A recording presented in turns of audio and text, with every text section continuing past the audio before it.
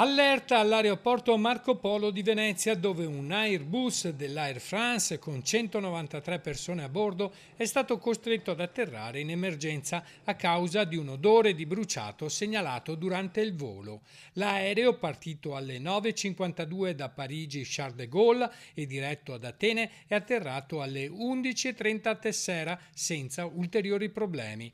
Attimi di vera paura fra i passeggeri, ma fortunatamente l'incidente non ha provocato feriti e non si è reso necessario l'intervento dei mezzi sanitari. I vigili del fuoco, intervenuti prontamente con l'autobotte, un'autoscala e un carro schiuma, hanno assistito all'atterraggio e poi eseguito tutti i controlli necessari sull'aeromobile. I passeggeri sono stati fatti scendere in sicurezza e sono rimasti in attesa di un nuovo volo per raggiungere la capitale ellenica entro la giornata. Dopo mezz'ora di sospensione, le attività aeroportuali sono tornate alla normalità.